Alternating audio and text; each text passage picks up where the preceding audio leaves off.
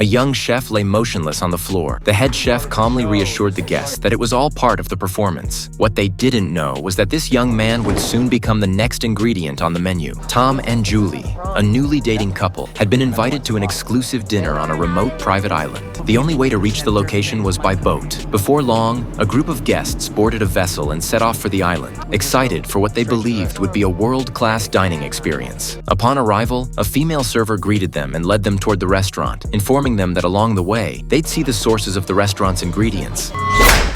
Everyone was visibly startled. The head chef welcomed them warmly, explaining that the restaurant had prepared a fully customized tasting menu for its 12 invited guests. He urged them to savor every bite. The first course arrived, tortillas with printed designs. At first, the guests were intrigued until they realized what was on them. Personal secrets etched into the food, an affair by a billionaire, a celebrity's buried scandal, proof of a company's tax fraud. Each tortilla bore damning evidence unique to the guest holding it.